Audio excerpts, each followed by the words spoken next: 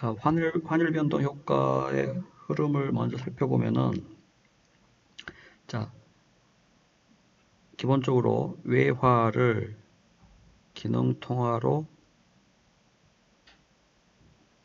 환산해서 회계 처리하고 내부 보고를 합니다. 자, 그리고 기능통화를 다시 표시통화로 환산해서 재무제표 작성해서 외부 보고를 하는 거죠. 자, 이 문제에서는 기능통화를 표시통화로 환산하는 문제입니다. 자, 기능통화를 표시통화로 환산하는 문제. 물론 기능통화 자체로 재무제표를 작성할 수도 있지만 필요에 따라서 외부 보고 목적으로 다른 통화를 지정해 가지고 재무제표를 작성할 수도 있다는 것이죠.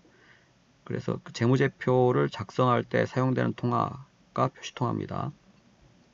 그래서 재무제표는 어떤 통화로도 보고될 수가 있습니다. 그래서 표시통화와 기능통화가 다른 경우에는 기능통화를 표시통화로 환산해서 재무제표를 작성하는데, 이 표시통화로 환산하는 방법이, 자, 기능통화가 초인플레이션 경제통화가 아닌 경우, 그러니까 극심한 인플레가 발생하지 않은 이제 일반적인 경우죠. 일반적인 경우에는 자산과 부채는 마감 환율로, 그러니까 기말 현재 환율이죠. 나머지는 해당 거래일 환율, 이렇게 기억하시면 되겠습니다. 그러니까 자산 부채만 마감 환율로 환산하고 나머지는 해당 일의 환율로 환산한다, 이렇게 보시면 되겠습니다. 자, 그런데 기능통화가 초인플레이션 경제통화인 경우에는, 자, 인플레가 극심한 경우에 어떻습니까? 인플레가 극심한 경우에는 과거의 환율은 전혀 의미가 없겠죠. 엄청난 인플레가 발생하고 있기 때문에.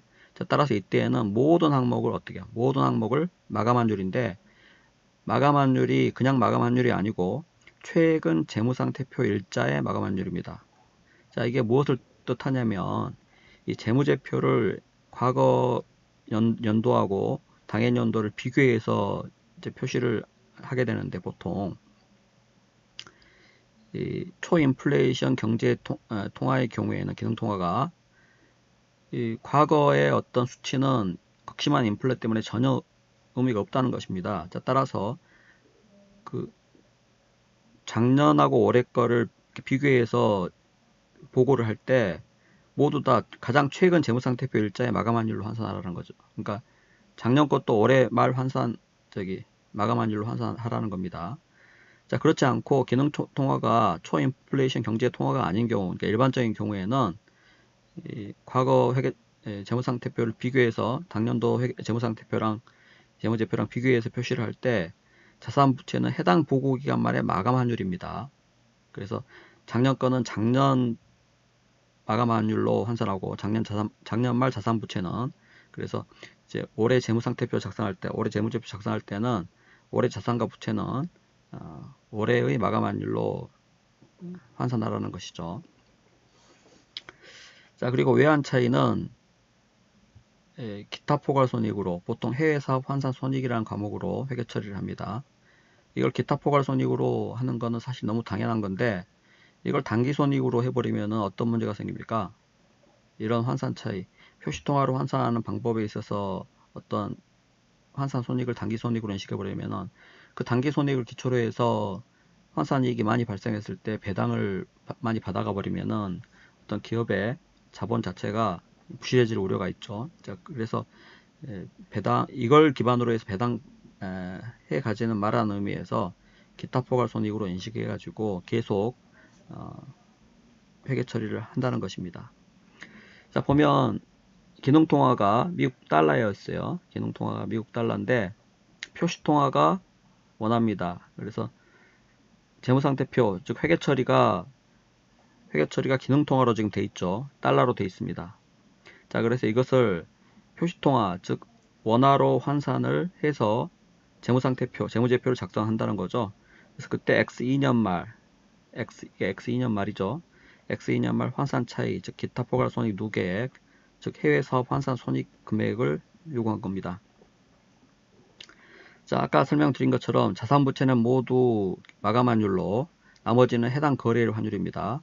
자, 그래서 여기 보면 자산 부채, 요 항목은 전부 다 마감 환율, 지금 X2년 말이기 때문에 마감 환율이 X2년 말 환율 1000원으로 회계 처리되겠죠. 그래서 자산에서 자산 부채가 다 마감 환율로 환산되기 때문에 빼서 순자산으로 계산하는 게 더 간편합니다. 그래서 2,400원 자산에서 부채 2,400달러 자산에서 950달러 부채를 빼면 순자산 금액이 얼마입니까? 1,450달러죠. 그래서 자산 부채, 즉 순자산에 대해서는 해당 보고기간 말, 즉 X2년 말 마감 환율 1000원을 적용합니다. 자, 그 다음에 나머지 항목은 전부 다 해당 거래일 환율이에요. 자, 자본금 1000달러는 이게 X1년 초에 설립되었기 때문에 X1년 기초 환율 900원을 적용해야죠. 그래서 1000달러에 대해서는 자본금 1000달러에 대해서는 900원을 적용합니다. 자, 그 다음에 X2년 말 이익잉여금이 450달러인데 자료를 보면 이 450달러의 구성 내용이 X1년 당기순이익이 150달러, X2년 당기순이익이 300달러 이렇게 구성되어 있죠. 그래서 이제 배당 이런 거는 당연히 없는 거를 전제로 하는 거죠. 자, X1년 지금 수익 비용이 연중 평균적으로 균등하게 발생했다고 했기 때문에 지금 X1년 당기순이익 이익잉여금 450달러를 구성하고 있는 X1년 당기순이익은 X1년 평균적으로 발생했을 것이기 때문에 X1년 평균 환율 940원을 적용해야 됩니다. 그래서 이 150달러는 X1년 당기순이익인데 X2년 관점에서 보면 이게 기초이익잉여금 항목에 해당되겠죠. 그래서 기초이익잉여금은 X1년 평균 환율 940원으로 계산합니다. 환산합니다.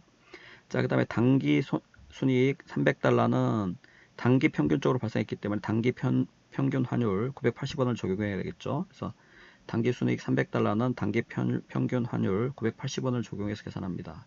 그래서 구해보면은 11만 5천원이죠. 그래서 답이 4번입니다.